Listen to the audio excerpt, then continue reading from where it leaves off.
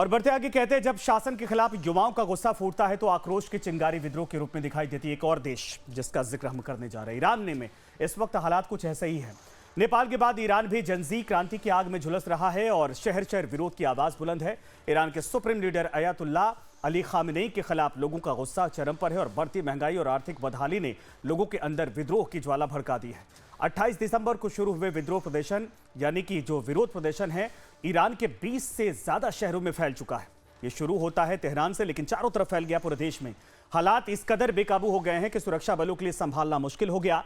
1 जनवरी को कई ईरानी शहरों में प्रदर्शनकारियों और सुरक्षा बलों के बीच में झड़प हुई, जिसमें कई लोग मारे गए। 31 दिसंबर को भी एक शख्स की गोलीबारी में मौत हुई थी। विरोध प्रदर्शन ईरान के पवित्र शहर कोम तक फैल गए हैं और कोम शिया धर्मगुरुओं का एक प्रमुख गढ़ माना जाता है, जहां पर जितने भी मौलाना है वो यहीं रहते हैं। ईरान इंटरनेशनल की रिपोर्ट के मुताबिक भारी सुरक्षा व्यवस्था के बावजूद प्रदर्शनकारियों ने राजशाही के समर्थन में नारे लगाए। और आइए आपको बताते हैं कि ईरान में जनजी क्रांति की वजह क्या है और कैसे शहर शहर युवा हिंसक प्रदर्शन कर रहे हैं। ईरान में प्रदर्शन की शुरुआत 28 दिसंबर को राजधानी तेहरान से हुई।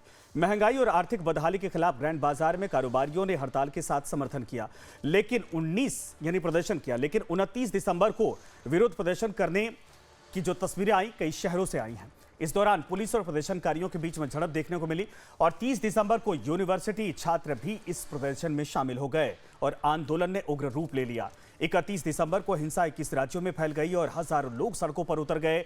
1 जनवरी को हालात इस कदर बिगड़ गए कि सुरक्षा बलों के साथ झड़पों में कई लोगों की जान चली गई। ईरान में लगातार पिछले 1 हफ्ता से अस्थिरता का माहौल छाया हुआ है। हजारों की संख्या में लोग छोटे छोटे शहरों में सड़क पर आकर अयातुल्लाह खुमानी की सरकार के विरुद्ध प्रदर्शन कर रहे हैं। इसका बहुत बड़ा कारण जो है वो ये है कि ईरान के अंदर बेरोजगारी, महंगाई और महिलाओं के खिलाफ सरकारी दबाव या सरकारी अत्याचार बढ़ गया है। सब महिलाओं को, चाहे वो पढ़े लिखे भी क्यों ना हो, चाहे वो प्रोफेशनल्स क्यों ना हो, महिलाओं के ऊपर बुर्का पहनना ज़रूरी कर दिया गया है, हिजाब पहनना ज़रूरी कर दिया गया है। अगर हिजाब थोड़ा पीछे चला जाता है, बाल दिखाई देते हैं, तो उनको पकड़कर जेल में ले जाया जाता है। तो ऐसी हालत में अमेरिका की CIA और इज़राइल की मोसाद जनता में जो असंतुष्टि की भावना है उसका पूरा फ़ायदा उठा रहे हैं और अयातुल्लाह खामेनी की जो सरकार है उसके विरुद्ध जो भी लोग हैं उनको एनकरेज कर रहे हैं। शायद कुछ डायरेक्ट या इनडायरेक्ट फंडिंग भी कर रहे हैं कि वह सड़क पर आएं और सरकार के खिलाफ प्रदर्शन करें। तो ईरान में जारी विरोध प्रदर्शन में अमेरिका भी कूद पड़ा है। अमेरिकी राष्ट्रपति डोनाल्ड ट्रंप ने चेतावनी दी है कि ट्रंप ने सोशल मीडिया पर लिखा कि अगर ईरान प्रदर्शनकारियों पर गोलियां चलाता है या उन्हें बेरहमी से मारता है तो अमेरिका उनकी मदद के लिए आगे आएगा। हम पूरी तरीके से तैयार हैं। हालांकि ईरान के अधिकारियों ने ट्रंप की चेतावनी को सिरे से खारिज कर दिया और अमेरिका इजराइल पर प्रदर्शनकारियों को भड़काने का आरोप भी लगाया है।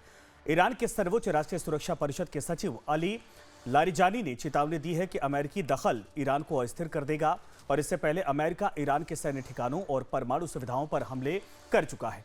जून 2025 में ईरान इजराइल के बीच 12 दिनों तक युद्ध हुआ था, जिसमें अमेरिका भी शामिल हो गया था। ईरान का आरोप है कि मौजूदा विरोध प्रदर्शनों के पीछे अमेरिका का हाथ है। आइए आपको बताते हैं कि ईरान में जनजी विद्रोह के पीछे की वजह क्या है। दरअसल ईरान में महंगाई और आर्थिक बदहाली चरम पर है। ईरानी करेंसी अब तक के सबसे निचले स्तर पर पहुंच गई है। $1 की कीमत 14 लाख रियाद के बराबर हो गई है और खाने पीने की चीज़ों की कीमतें आसमान पहुंच गई हैं, यानी आसमान छू रही हैं। खाद्य महंगाई में 72% तक इजाफा हो गया है और दवाइयों की कीमतों में भी 1 साल में 50% तक बढ़ोतरी देखी गई है, जिससे लोगों का गुस्सा चरम पर है। दूसरी तरफ सरकार ने टैक्स में 62% इजाफे का प्रस्ताव दिया, जिसको लेकर आक्रोश और ज्यादा लोगों के अंदर देखा जा रहा है।